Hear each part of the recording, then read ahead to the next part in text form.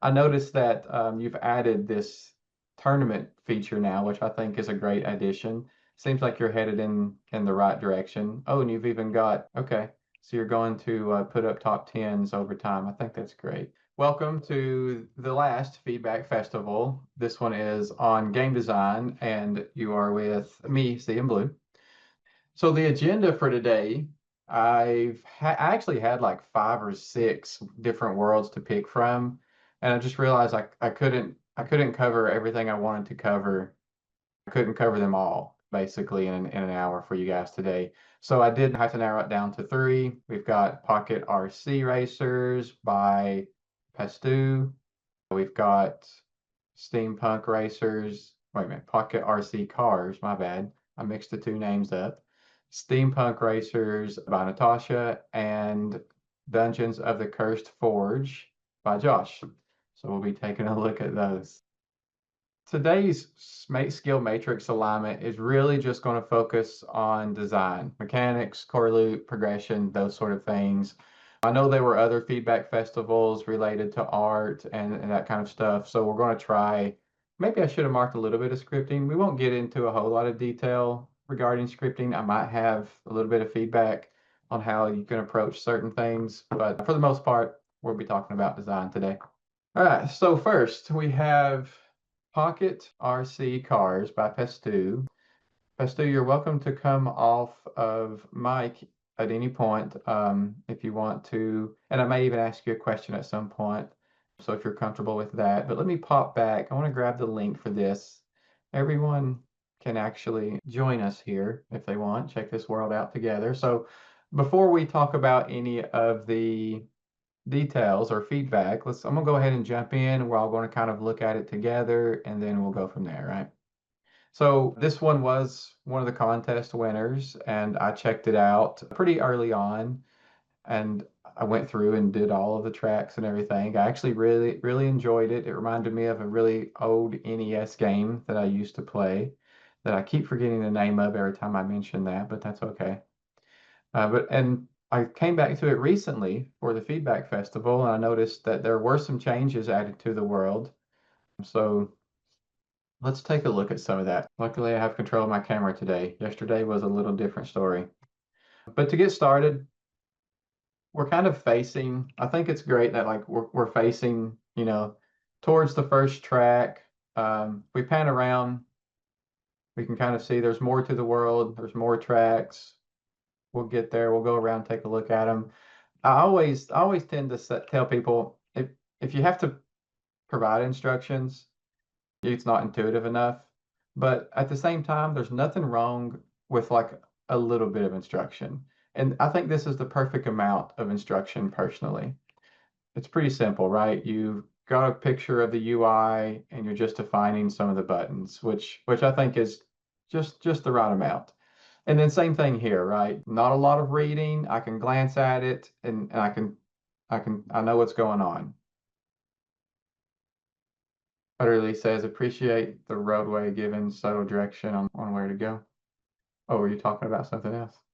And then so we get to pick one of our controllers here, and all of the cars are the same.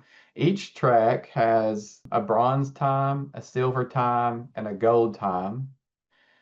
And so we'll grab a controller, we'll step up on the platform, and there's really nothing even here to tell me to step up on the platform. But the fact that the platform is here, it's kind of intuitive, and I like that. And then I've got one button on the screen, T, that gets my car going. Then my other buttons show up, and it's G and H for steering, right? Then we make our lap around the track, and each lap is timed. I really love the attention to detail. When I turn too hard, the car makes a sound, and it also has tire tracks behind. I also noticed there's a change of speed. Like each time I make a turn, it's slowing my top speed down. So the longer that I can stay in a straight line, the faster I'll go around the track. So I think those are really great additions, and it's really what kind of sets this arcade version like different from mine. That's really good job on that. I really like the way you did that. But let's go ahead. We won't spend too much time playing, so I'm gonna jump down from here. Uh-oh, there we go. I wasn't, you have to step back. Okay. And so in the same fashion, there are several other of these tracks, and at each track, the cars start to change. I believe their speeds kind of improve as you go on. So we've got the car and a tractor now. If we go on over to the next track, tracks are getting a little more difficult. We've got a car, a van, and now a green car. I think the green car might be a little faster, or maybe it's just for looks. Let me test. Oh yeah, it's definitely faster. Okay, that's what I wanted to know. Oops, hitting buttons.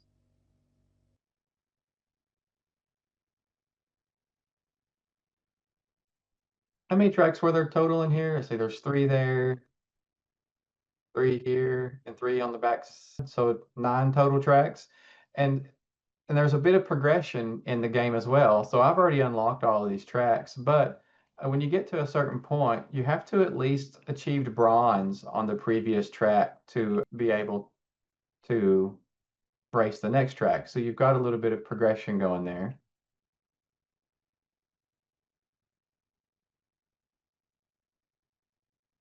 Then we finally get to the Indy cars, the Formula One cars, right?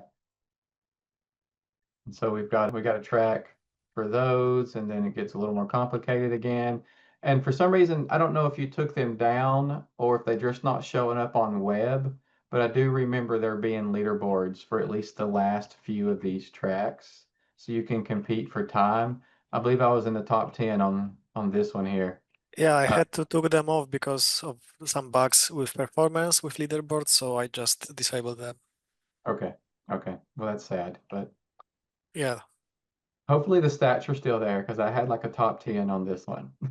yeah, it still works in the background, but there is no UI in the game. Gotcha. All right. This is something new that I noticed that you had added. Let me see where I'm at on the board. I'm still in fourth place. I tried to go for that third. It's just 2 seconds is quite a jump from fourth to third. I couldn't quite do it, but I noticed that you've added this tournament feature now, which I think is a great addition. Seems like you're headed in the right direction. Oh, and you've even got, okay, so you're going to put up top tens over time. I think that's great. And then you've changed the middle of the map a little bit from what I remember. So Yeah, there's mini games here. Oh, that's awesome. Because a lot of this really, a lot of my suggestions for your game, like you're literally already doing. So I don't know that I'm actually going to have as much to add as I thought. And then you have, if I walk up in here, the ability to, let's see, this is show, oh yeah, because well, some of these are for tournaments, some of these have to be bought in the shop. So this is your inventory where you can make yes. selections. Okay. And then this is the shop where you can buy those. And so you've got an in-game currency available, plus a couple for the meta credits too, right? And then is this the practice or training area or pop the This balloon? is this is one of two mini games when you can earn coins in game. Okay. Okay, cool. All right, so that's a real quick fly through of this world. Like you, oh yeah, all my times are up here.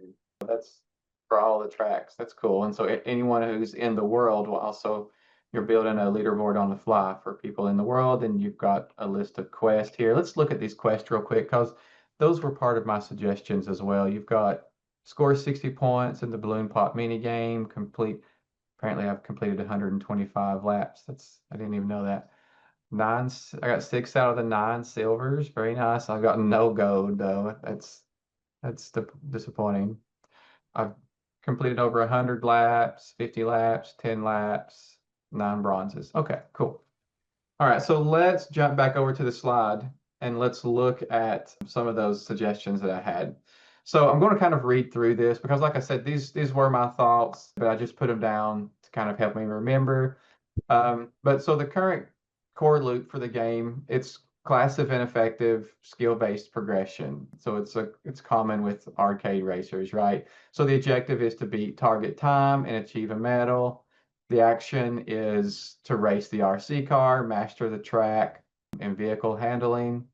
And the rewards are unlocking the next track, earning currency, and we did have for the elite players rewarded with high leaderboard ranks, which is still there in the back end. Hopefully we can bring that back in the future. So the strengths here are the loop is highly motivated for competitive and completionist style playing. And the track unlocking system provides a clear sense of progressions. But with this style, there are some weaknesses that we want to mention here, and I want to point those out, and then we'll talk about ways that we can improve on those. So an engagement cliff. The loop's primary motivation ends once all the tracks are unlocked with a bronze medal. Engagement then relies solely on the intrinsic motivation to achieve gold or a top leaderboard spot, which really doesn't appeal to everyone. It excludes younger casual players. So the audience is this audience for the younger casual player is often motivated by exploration, creation, and immediate playful rewards rather than delayed gratification of shaving milliseconds off of your lap time. And limited replayability. So once the tracks are mastered, there isn't a systematic reason to return daily or weekly outside of the self-driven competition. And so I've got some suggestions, and you've already started to add some of these recently, which I'll note wasn't in the game when I originally played it. I just noticed those changes when I came back for the Feedback Festival. But we could implement daily and weekly bounties. So introduce simple, non-raced based objectives that reset regularly. This creates short, replayable game loops, and it gives players a reason to log in daily and engage with the track in new, rewarding ways, rewards exploration, playful interaction over just pure speed. So I have some examples of this. So it could be things like smash 10 trackside cones, or find maybe there's something hidden in one of the tracks that they can find. I'm not sure how well the mechanics might support this, but some other examples could be like drifting for a total amount of distance, or only using the brake, or which would basically be letting off of the throttle for only less than a second, things like that. We can also expand the upgrade system with quest as well. So the concept here is to tie specific upgrades to in-game achievements rather than just currency. So it provides clear progression path for non-competitive players.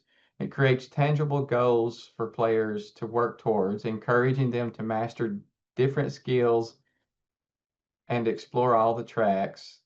It turns currency from just a reward into a key needed after completing the challenge. So examples would be, unlocking a mega spooler or one of your aesthetics that you have after the player achieves a total of, like, for example, 50 seconds of airtime. And that gets me into another topic. And I don't know how you scripted your cars. I don't know how the movement works, but airtime is something that I don't think is implemented, but if it's possible, that does unlock, some other cool obstacles that could be, you could navigate in the track, maybe even shortcuts potentially you could add to the track. Or another suggestion would be an unlock that they or an unlock when they successfully drive over a specific shortcut on like 5 different tracks, right? So that adds some more dynamics to your tracks. And then a party mode, which I think you've really started to do already with your mini games, which I think is a great idea. You should probably continue that. But I wrote down here, create a second non-timed game mode with random fun objects that are ideal for younger players and groups. Examples would be like The floor is painted with your car's color as you drive. The player/team with the most area covered wins. Or Car Sumo, a small elevated platform where the goal is to knock other cars off. Or a collectathon, so be the first to collect 20 tokens that spawn randomly around the track. So it directly addresses the need to engage a younger audience by providing low stakes, high social, and less skill intensive way to enjoy the core mechanics of driving the car. And I believe that was all I had for Pocket RC Racers. But I do want to give the chat a chance to maybe provide some of their own feedback. There's a lot of really knowledgeable people here that could be helpful as well. And I'm also going to take a moment and kind of read through chat and catch up while you guys are maybe formulating your own feedback here. Stormy Decker says the shop and garage are really nice progression additions. Feels like that makes the game much more complete. Yeah, I agree. And it is a very fun game. Yeah, but the problem is that younger players actually spend much less time than players who actually want to get the best time on each track. So that was the problem that I was trying to address with these mini games. I think maybe your ideas are also worth to expand my game with them. Yeah, like I said, I think you're definitely on the right track there. I'm also kind of fond of this party mode, which is another form of a mini game, but the idea is just to give the younger players just something fun to do in the sense that it's just maybe there is just a wide, and you I know you had a wide track and it was mainly for practice was what I gathered. But you can definitely continue to add mini games where it's less competition based and more of a social experience, just having fun with their friends. Maybe even like a demolition derby. Maybe the cars have a little bit of health or something. As their health goes down, they get slower. I don't know. But stuff like that, I think the younger generation would really enjoy.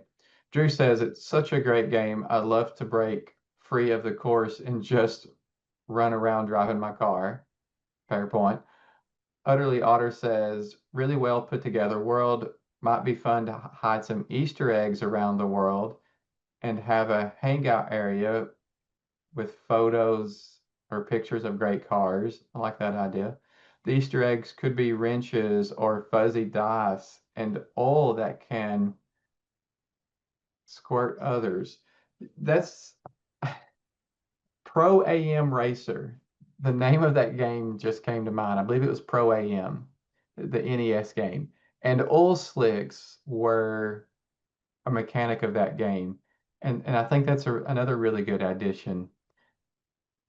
You could do, I noticed, I'll say this and then we'll move on. I noticed the tracks are anyone can jump in them at any time, and it's really just it's a time attack. It's a time-based race, right? Which is great. You should keep that. That's fine. But you could also have a separate track or a separate mini game where everyone queues up to race, and then it's not a time-based race. It is a real-time race where they're actually competing head to head at the same time. And so then you can almost add Mario Kart style mechanics like an oil slick that players can drop and mess up the person behind them. And maybe there can be like 3 or 5 laps. I think that would be a lot of fun as well. RC Pro AM. Yeah, that's the link. All right. Thank you for submitting this and really great job, by the way. I think it's one of my favorites here lately, to be honest with you. Really. Thank you, and thank you for your feedback. Thank you. I hope it helps. So next is Natasha's Steampunk Racer. This was another contest winner. So let's take a look at this one here. All right, so this I consider this more of an obby. So there is an obstacle course here in front of us. I will say I think the reason, and correct me if I'm wrong, or correct me if there was a reason for this, Natasha, but the fact that on web I can see my cursor and move my camera, I believe that is because the HUD that you have up here is interactive non-blocking. And in order to get rid of my mouse but keep the HUD, I think you're going to want non-interactive, non-blocking. Because on web, it does make it a little difficult. If I pan over here so far, my mouse goes off the screen and I'm now on my second monitor.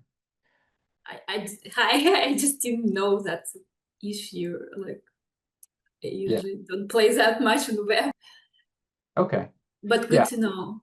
It's an easy fix. Just change the UI style to non-interactive, non-blocking, and that issue will go away. Yeah, I'll take a look. But it does make it a little difficult for me to navigate the course. So don't make fun of me if I do a really terrible job here. But let's check it out. If you guys are here, let's hop in. And correct me, this one won, what was it, best aesthetics? Was that the Yeah, it was the most aesthetically pleasing, and it was like basically one of my, so not one of my, it's just like literally was like a first attempt in a game first? for me in Pigeon and a Pizza. So it's like first time. So it's kind of a mix of TypeScript and code blocks. Okay. I think I'm mostly TypeScript, but still have like residue of code blocks. I'm gonna turn that down. I don't know if it was loud for you guys. It was loud for me, and I was having difficulty hearing you. Oh, I don't hear any sound. Oh, okay. Well, that's all right. There was sound. There is music, and I think it's probably pretty loud. it reminds me of like some Sonic style music, but the rings also remind me of Sonic too, right? And so as we were racing through, we were collecting different items. We were collecting the rings. We were collecting that heart. There was a key I noticed at one point that we could collect. Each time we collected something, it turned into one of these red gems. And then once we finished the race, I think your red gems were turned into currency, right? Yes. I think everything turns to a currency. Like we tracking everything, but like we never actually did like anything about it. I mean, except for the quest, like you can see like quest achievements.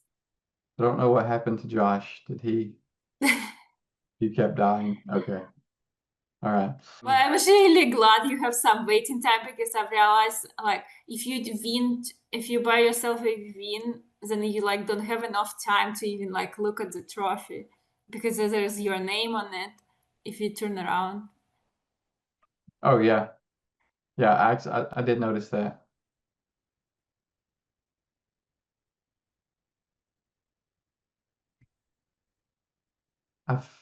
Yeah, that window right there, I noticed that it does go away faster than I can read. Yeah, so I think that I used to have, you have to press a button and then it stopped working properly, so I had to just time it out. Okay. Yeah, give me a few more seconds to read that message. I've actually never been able to see what it says. One other thing I noticed that I wanted to mention to you as well, the timer on your HUD at the top of the screen. You've got it counting minutes, seconds, and milliseconds. The problem with updating the UI binding fast enough to display milliseconds is you end up hitting an update rate limit. And so I don't know if anyone noticed or if you've noticed, but when we're racing and that timer's running, it actually pauses for a few seconds every few seconds. So it'll count up so far and then it'll stop and then it'll jump forward and keep counting and it'll continue that pattern. And You know what? Sorry. yeah. Because it's been a while ago and we had that problem, we didn't know why. And this timer came actually from meta example from the like racer. So we like assumed that it should be a good example. But now, yes, when we're looking at it right now, I remember your workshop we were talking about like you're not supposed to update that often. So you were present for that one. Okay, so you know what I'm talking about. Yes, definitely. It's just like at this point, this like nobody visits this sport, and I'm like, I feel like I need like rethink whole thing, because science is like one of the first words, kind of would take me a lot more effort to change anything, you know, just like a mix of everything first time. Yeah, so I'm just like thinking, if I'm gonna put the effort, it's gonna be not like cosmetic, it should be like that a decent change that actually will keep players like playing. All right, wait, yeah. So I wanted to, but it seems like you're aware. So okay. And then you can take the currency that you earned, you can come over to the power up station, you can buy the power jump, you can run faster, and you can lessen your gravity, right? And then so that allows you to run the course faster and compete for top times. So my top time is 41 milliseconds, but it looks like 31 might, or 30 might be the number that we should be aiming for if you want to be on top of the leaderboard here. So I need to shave 11 seconds off if I want to be on top. And that's the game loop, right? There's only one course. You compete, you repeat it for faster times and for a higher place on the leaderboard. Now, it almost seems obvious that you might add more courses, or you might change the course. You might change the order of the course, or you might substitute sections of the course out for different sections. So adding different obstacles potentially. But if there's some issues with that, and it may not be the best route.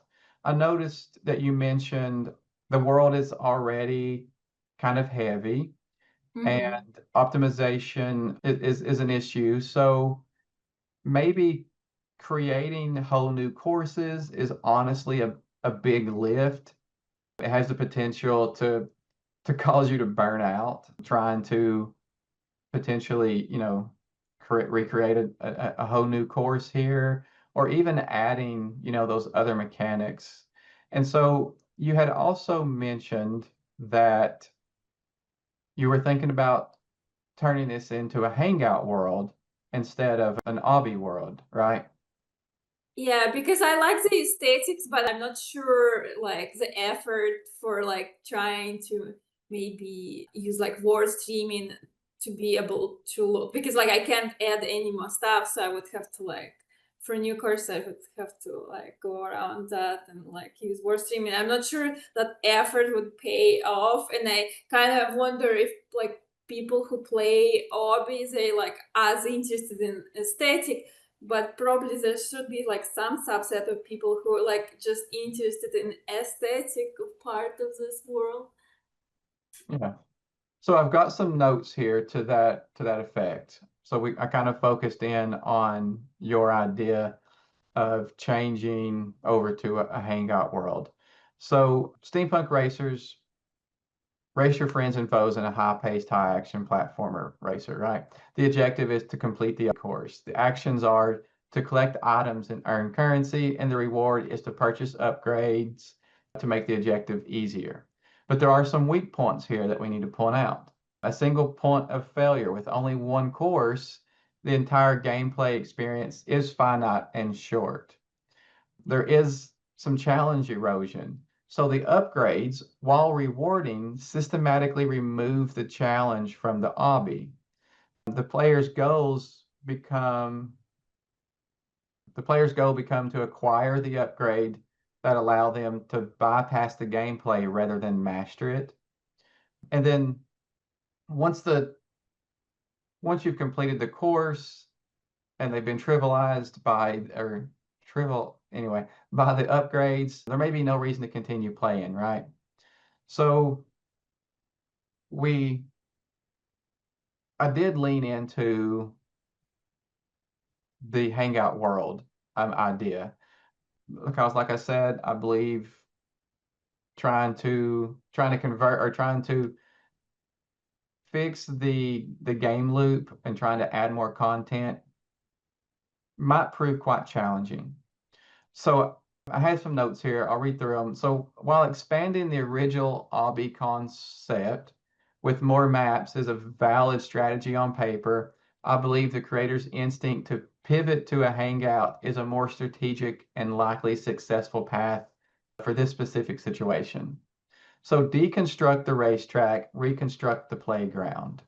The concept is to take the beautiful obby pieces and repurpose them, break the linear path, and scatter the obstacles to create a non-linear, explorable steampunk jungle gym. A large, complex gear that was once a deadly hazard now becomes a scenic overlook. The impact is this preserves the award-winning aesthetic and detailed meshes while shifting the goal from surviving to exploring and socializing. This path leverages the one thing that is already a proven success, the world's award-winning aesthetic. In a race, players often ignore the scenery. In a hangout, the scenery is the main attraction. So the development work shifts from building new levels to repurposing existing assets and implementing social systems, which is likely more manageable. So I like the idea, and I'm going to put a vote in, that being your approach.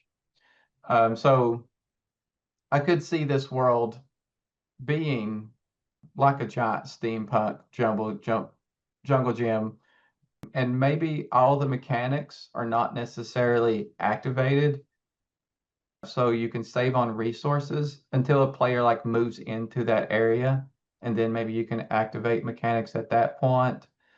But I think you're on the right track with that idea. What is a jungle gym? If you can expand. Say that again, I missed it. Jungle gym? I'm just like trying to envision A jungle gym? Is that's like American, like something that exists? I'm like not familiar. Yeah, jungle gym. Can someone else put it in different words?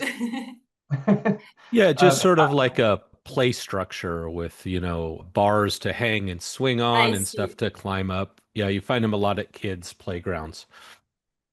Or like Venice Beach, kind of like California. I feel Muscle Beach. They had like Muscle Beach. I'll send you some good reference pictures. Okay, cool. Thank you. Jungle gym. Okay, guys. But yeah, it is just think of it like a giant playground with a bunch of obstacles. You walk onto the playground and there's no direction when you walk onto the playground, but you have obstacles in front of you, and like one of them looks appealing to you, so you walk over to it and you play with that obstacle, and then you move on to the next one in any order that you choose, right? So the basic concept of a jungle gym, and that's what I meant by creating a steampunk jungle gym out of this, creating just moving your obstacles to different parts of the world, maybe adding new ones. Maybe there's maybe that bump in the floor that sends you flying, maybe that's just a piston, and so you can have like maybe a sea of pistons where you're kind of just jumping around. Some of them are low, some of them are high, and they're moving. I could see a giant cog that's turning at a certain speed, and like the idea is to jump from the piston through one of the holes in the cog and make it to the other side. And so like maybe there's Easter eggs in this new playground as well. Maybe people can find and unlock their speed, unlock their low gravity. So you can still have all the same mechanics you have in this game, but instead of putting them in that linear path, just spread them out, let players discover them, let players explore the world, and you get to keep, your aesthetics that you've created here, which is great, I think. I want to give chat a chance to provide any feedback that they might have, though, as well, before we move on. Let's see what we got. Stormy Decker, verticality is often a big feature. Yeah, So if players have low gravity, if they have high jump, if we've got moving pistons that also bounce you, you have the potential to not only build a flat world, but now you can build a vertical world as well. You can move from horizontal to vertical. Tick-tock clock, a level in Mario. Something to check out. It says world cubes. Okay. Anybody else? And but thank you for submitting and great world and congratulations on your win, by the way. Thank you. Drew says, as a playground world, it's always fun to mess with others in the world. That's true. That's a very good point. Being able to interact with the other players in different ways would be a good addition to your new playground. Being able to bump them and knock them off of things and affect their ability to navigate obstacles is always a fun mechanic to have in those types of worlds. Let's move on to the next one here. We've got about 12 minutes. I think it's going to be probably just enough time to explore Josh's Dungeon of the Cursed Forge. I did notice that you guys, if you were attending one of the other feedback festivals, you may have already heard Space Glitter Unicorn talk about this world. Hopefully she didn't get into game design too much, but let's take a look at it again real quick. Well, just to let you know, I haven't actually gotten to adding in the game elements yet. So it's more of just a blank slate at this point. I know. So. I have played through it. I definitely have some notes for you, but awesome. I just want to show everyone else kind of what we're working with here. You know, I expected to walk up to this thing right here and pick up a sword. That was literally, besides looking at the leaderboards to see what we were competing for in the world, that was the second thing I did, was see which weapon I could grab. But it looks like they're all, at the moment anyway, just aesthetics. And so you do have a visits leaderboard, a time in VR, and a time in mobile, which I get it. You know, you haven't quite gotten to the mechanics of the game yet, and we'll see that in just a moment. Although I am playing, I don't know if this works. I am playing on mobile, well, web technically, and I should have some time on this board, and I don't. But aesthetically, like, it looks like a lot of fun. It's really good. So it's a really good starting point. And then I noticed you had some NPCs in the world. But let's run through it real quick. I think I turned the sound off on my browser. I don't know if you guys hear that. It should be coming through. I shared with sound, but sometimes it don't always. Okay. So there is, I'll turn it back off if you can't hear it, so it don't distract me. But there is, it's almost some heart racing music, like it's fitting. It's a good audio track for the world. And so what we have here is essentially a maze of hallways and rooms. And so it's a really good starting place for a dungeon crawler, a puzzle world. Oops, small room. And even like a maze to some degree, because right now I'm trying to make it back to where I know there is a throne room, just to kind of show you everybody that final room. And I'm going in all the wrong places first. Oh my goodness. So there is no way out of this one. We have to go back. Okay. Go to the right. Go to the right. Go to this one. Or hold on. Yeah. Yeah, go out that door. And I remember. take a left. Other way. There. Okay. I did get there. I did get there eventually by going through the other door first, but I'm sure you can get there both ways.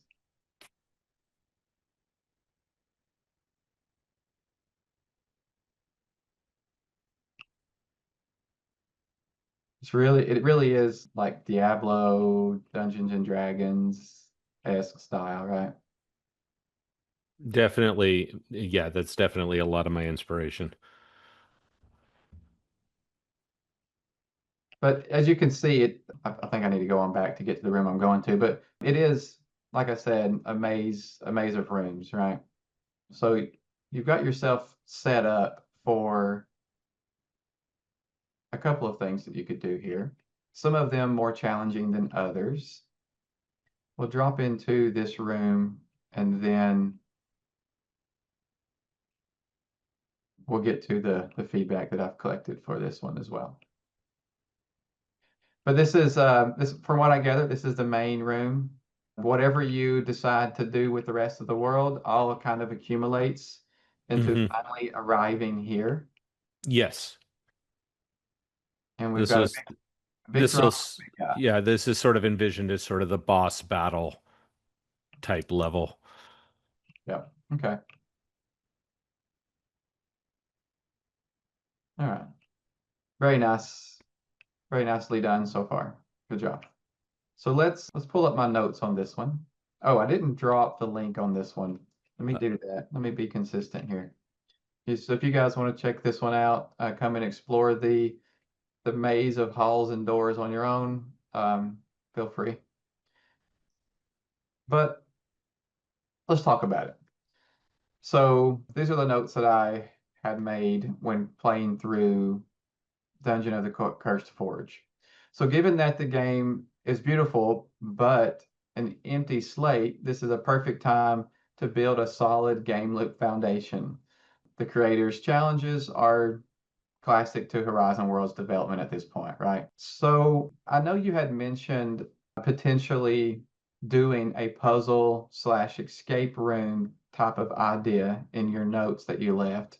And so I kind of leaned into that for a very specific reason. So I proposed one that leans into the creator's puzzle escape room interest while respecting Horizon's technical limitations. A traditional combat-heavy dungeon crawler with complex AI and inventory is honestly going to be difficult to optimize on the platform. It's doable. It's going to be a lot of heavy lifting.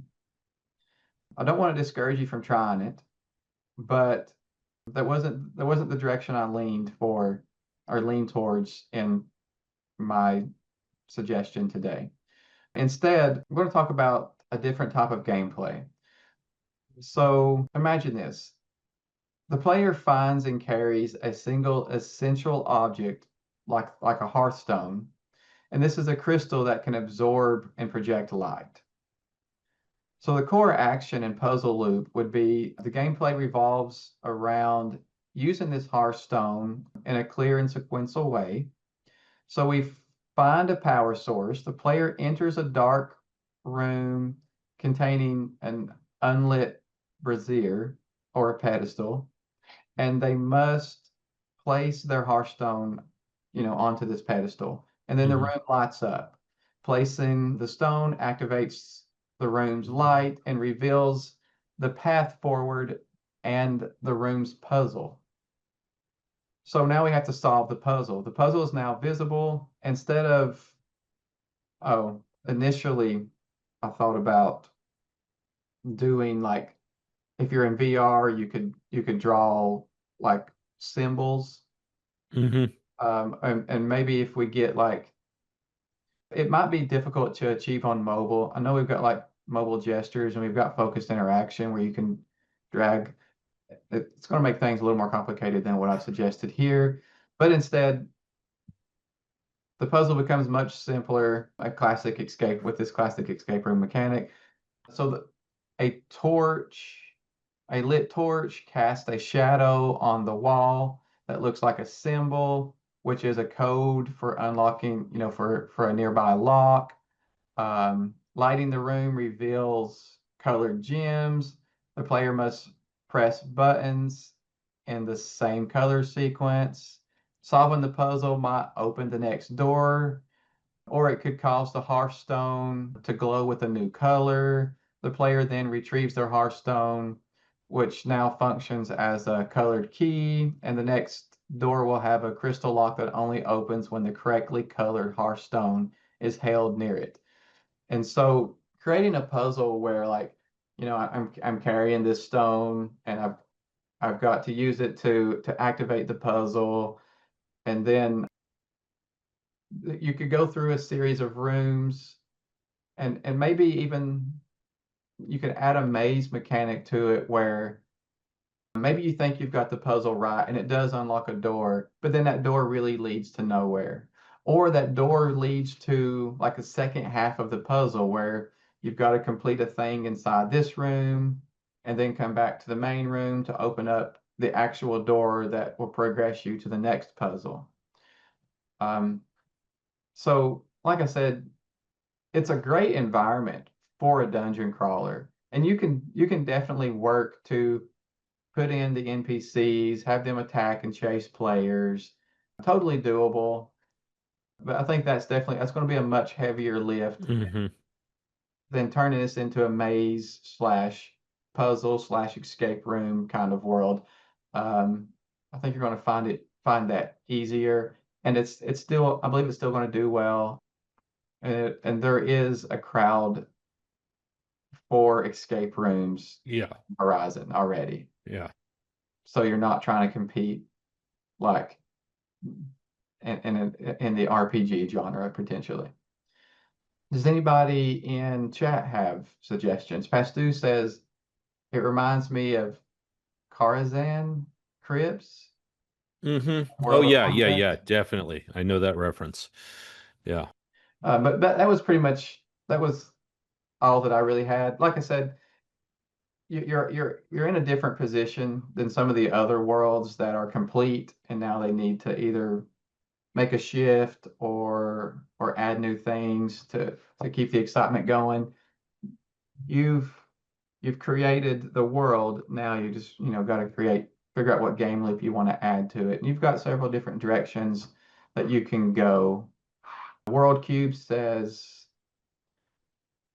there could be shapes, pieces that you have to find, and then you slot, say, 5 of them into a doorway to open it. Yeah, so maybe that's a good point, and I'll try to elaborate on it. So maybe the throne room is like 5, it takes 5 different gems or something, or runes, or whatever the mechanic is, that need to be slotted into the door for the throne room door to open. And so the rest of the world is about finding and unlocking, going through a series of puzzles to unlock those 5 shapes potentially. I like that idea. It's a good one.